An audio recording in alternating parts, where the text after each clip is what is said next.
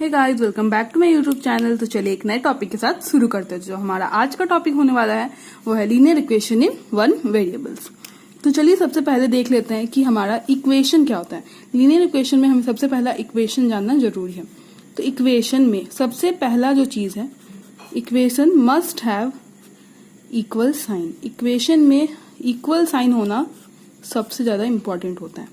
ठीक है, तो देखिए जैसे मान लेते हैं 2x plus 5 equals 7, 4x minus 2 equals 9। तो देखिए आप, मैंने जो दोनों एग्जांपल्स दिए हैं दोनों में ही इक्वल का साइन है। तो इक्वेशन में इक्वल का साइन होना बहुत ही इंपॉर्टेंट है। उसके बाद इक्वेशन में कुछ इंपॉर्टेंट टर्म्स जैसे कि वेरिएबल्स क्या होते हैं। वेरिएबल मतलब जिसका जो वैल्यू है वो हमेशा चेंज होते रहे। ठीक है, जिसका वैल्यू जो है वो हमेशा चेंज होते रहे। जैसे कि इसमें है x और इसमें भी है x। उसी तरह कोई भी अल्फाबेट जिसका वैल्यू चेंज हो, x हो गया, y हो गया, a, b, l, m, ये सारे क्या हैं, वेरिएबल्स। ठीक है, और इसके साथ ही इक्वेशन में हमारे दो साइड्स होते हैं। सबसे पहला है RHS एंड LHS। ठीक है, तो जो हमारे इक्वल के साइन के राइट हैंड साइड होता है वो होता है हमारा right hand side, and equal sign के जो हमारे लेफ्ट साइड होता है वो होता है हमारा लेफ्ट हैंड साइड। तो ये हो गया हमारा RHS और ये हो गया हमारा LHS। ठीक है, ये हो गया हमारा वेरिएबल, ये है हमारे इक्वल का साइन। तो अब हम इक्वेशन को सॉल्व कैसे करेंगे। तो हमारे यहाँ पे क्वेश्चन है one variable. One variable means कि हमारे जो इक्वेशंस होंगे उसमें हमेशा वन वेरिएबल होगा। 4x, ठीक है, 2x, उसी तरह 3x, 7y, मतलब जो हमारी वेरिएबल्स होंगे ये हमेशा वन वेरिएबल्स होंगे। तो ये हो गया हमारा linear equation in one variable. तो इसे सॉल्व कैसे करेंगे। इसे सॉल्व, एक इक्वेशन में हमें क्या करना होता है, एक इक्वेशन में हमें मेनली जो हमारे वेरिएबल है उसका वैल्यू निकालना होता है।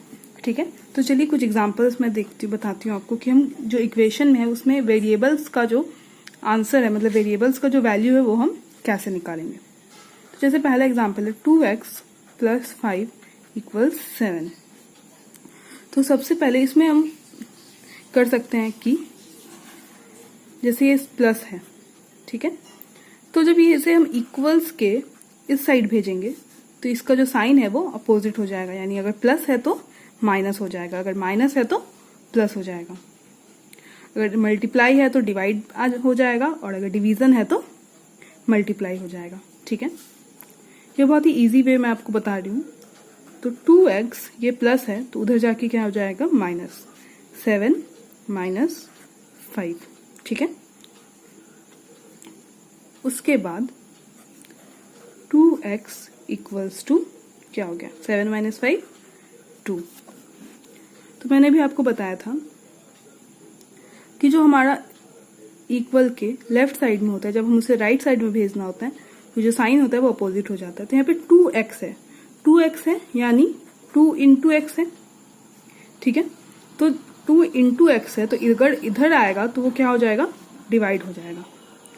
ठीक है, तो x इक्वल्स 2 डिवाइडेड बाई 2, यानी जो हमारा x का वैल्यू होगा 2 डिवाइडेड बाई 2 करेंगे तो 1 हो जाएगा।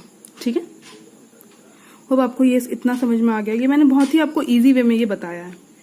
ठीक है, ये जो था हमारा ये पहला मेथड था। और दूसरा मेथड अगर हम करते हैं तो मैं आपको वो भी बता देती हूँ। 2x plus 5 equals 7। तो हमें मेनली क्या करना है, जो हमारे ये नंबर्स है उन्हें हमें एलिमिनेट करना है और हमें इस जो हमारा वेरिएबल है उसका वैल्यू निकालना है। ठीक है, तो हम क्या करेंगे, हमें इसे अगर एलिमिनेट करना है तो हम दोनों साइड्स को इक्वली बैलेंस रखेंगे। अगर हमें प्लस 5 को यहाँ से हटाना है तो हम क्या करेंगे, अगर हम प्लस 5 से माइनस 5 कर दें, प्लस 5 को अगर हम माइनस 5 से कर दें, जैसे कि 2x प्लस 5 और माइनस 5, और यहाँ पर भी 7 माइनस 5, जब हम यहाँ पे हमने -5 डाला है तो हम यहाँ पर भी इक्वल इसे बैलेंस रखने के लिए -5 ही करेंगे। तो प्लस और माइनस क्या होता है? माइनस। तो ये और ये एलिमिनेट हो गया और 7 - 5 हो गया 2, यानी 2x = 2। ठीक है, अब हमें इसे एलिमिनेट करना, अब इस 2 को एलिमिनेट करना है। तो यहाँ पे क्या है? मल्टीप्लिकेशन का साइन है। तो जब हम इसे एलिमिनेट करेंगे तो क्या करेंगे? दोनों साइड्स को 2 से डिवाइड कर देंगे, यानी x का वैल्यू क्या हो गया? 1। ठीक है, तो ये दोनों तरीके हैं जिससे कि आप जो हमारे वेरिएबल्स हैं उसका वैल्यू निकाल सकते हैं। ठीक है, उसी के साथ मैं आपको कुछ और दूसरे तरीके के क्वेश्चंस को सॉल्व करके बताती हूँ। तो चलिए दूसरा एक एग्जांपल ले लेते हैं, तो ये थोड़ा सा डिफिकल्ट होगा। x/3 + 5/2 = -3/2। मैं ये एनसीईआरटी के बुक से मैं ये कुछ क्वेश्चंस ले रही हूँ जो मैं आपको सॉल्व करके बता रही हूँ। तो जब इस टाइप के फ्रैक्शंस में जब क्वेश्चन आ जाएगा तो क्या होता है, बच्चों को बहुत डिफिकल्टी होती है कि जब फ्रैक्शंस में आ जाए तो हम कैसे सॉल्व करेंगे इसको। तो इसमें भी डरने का कोई बात नहीं है। हमने इसके पहले मैंने वीडियो बनाया है एलसीएम एचसीएफ पे। अगर आपको एलसीएम और एचसीएफ निकालने में कोई भी दिक्कत होती है तो आप मेरे उस वीडियो को जाके जरूर देखें। तो यहाँ पर भी हम एलसीएम और एचसीएफ ही निकालेंगे। ठीक है, तो सबसे पहले जो हमारा लेफ्ट हैंड साइड का इक्वेशन है उसका हम एलसीएम निकालेंगे। ठीक है, तो 3 और 2 का हम एलसीएम निकालेंगे। तो 3 और 2 का जो एलसीएम होता है वो ऑब्वियस सी बात है 6 ही होता है। ठीक है, 6 के टेबल में 3 कितने टाइम्स में आता है? 3 × 2 = 6। तो यहाँ पे हम क्या करेंगे? 3 × 2 = 6 होता है, इसलिए यहाँ पे 2 और यहाँ पे जो वेरिएबल है यानी x वो लिखेंगे। फिर ये जो प्लस का साइन हो गया। ठीक है, 2 के टेबल में 6 कितने टाइम्स में आता है? 3, यानी क्या करेंगे? 3 × जो ये नंबर है 5। ठीक है, और यहाँ पे -3/2। हम चाहे तो 3, 2 और 2 का एक साथ एलसीएम लेके भी कर सकते हैं।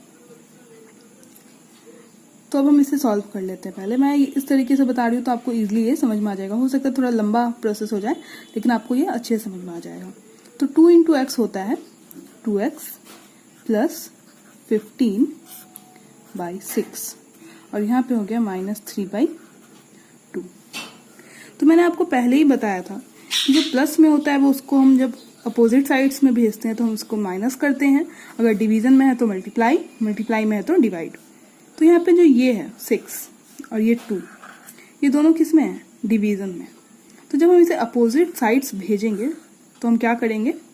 मल्टीप्लाई करेंगे। ठीक है, तो 2x + 15। तो मान लीजिए हमें इस 2 को इस साइड भेजेंगे। तो जब इस 2 को हम इस साइड भेजेंगे तो हम क्या करेंगे? इस पूरे टर्म से हम इसको मल्टीप्लाई करेंगे। इस 2 को इस पूरे टर्म से मल्टीप्लाई करेंगे और जब 6 को इस साइड भेजेंगे तो -3 से